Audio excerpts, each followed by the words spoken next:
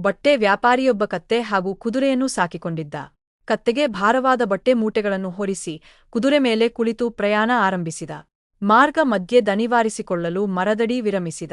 ಆಗ ಕುದುರೆ ಮೆಲ್ಲನೆ ಕತ್ತೆಯ ಹತ್ತಿರ ಹೋಗಿ ಎಂಥಾ ಜನ್ಮವಪ್ಪಾ ನಿಂದು, ಜೀವನ ಪೂರ್ತಿ ಭಾರವಾದ ವಸ್ತುಗಳನ್ನು ಹೊತ್ತುಕೊಂಡು ಸಾಗೋದೇ ನಿನ್ನ ಹಣೆಬರಹವಾಯ್ತು ಅಲ್ವಾ, ಇಂತಹ ದುರ್ಗತಿ ಯಾರಿಗೂ ಬೇಡಪ್ಪ, ಮುಂದಿನ ಜನ್ಮ ಅಂತ ಇದ್ರೆ ಕತ್ತೆಯಾಗಿ ಮಾತ್ರ ಹುಟ್ಟಲಾರೆ ಎಂದು ಪರಿಹಾಸ್ಯ ಮಾಡಿ ನಕ್ಕಿತು. ಈ ಮಾತು ಕೇಳಿ ಕತ್ತೆಗೆ ತುಂಬಾ ಅವಮಾನವಾಯಿತು. ಸೊಕ್ಕಿನ ಕುದುರೆಗೆ ಬುದ್ಧಿ ಕಲಿಸುವ ಹುನ್ನಾರ ಮಾಡಿತು. ಕೆಲ್ಹೊತ್ತಿನ ನಂತರ ವ್ಯಾಪಾರಿ ಪ್ರಯಾಣ ಮುಂದುವರಿಸಲು ಸರಕನ್ನು ಕತ್ತೆಯ ಮೇಲೆ ಏರಿಸಿದಾಗ ಕತ್ತೆ ಅದನ್ನು ಬೀಳಿಸಿ ತಾನೂ ನೆಲಕ್ಕೆ ಬಿದ್ದು ಒದ್ದಾಡತೊಡಗಿತು. ಇದರಿಂದ ವ್ಯಾಪಾರಿಗೆ ತುಂಬಾ ದಿಗಿಲಾಯಿತು. ಅಯ್ಯೋ ಪಾಪ್, ಕತ್ತೆಯ ಆರೋಗ್ಯ ಸರಿಯಿಲ್ಲವೆಂದು ತೋರುತ್ತದೆ ಎಂದುಕೊಂಡು ಆ ಭಾರವಾದ ಬಟ್ಟೆ ಮೂಟೆಗಳನ್ನು ಕುದುರೆ ಮೇಲೆ ಹೊರಿಸಿ ಪ್ರಯಾಣ ಮುಂದುವರಿಸಿದ. ಕತ್ತೆಯನ್ನು ನಿಂದಿಸಿದ ತಪ್ಪಿಗೆ ಕುದುರೆಗೆ ತಕ್ಕ ಶಿಕ್ಷೆಯಾಯಿತು. ಯಾರನ್ನೂ ಪರಿಹಾಸ್ಯ ಮಾಡಬಾರದು ಅಥವಾ ಅವಮಾನ ಮಾಡಬಾರದು.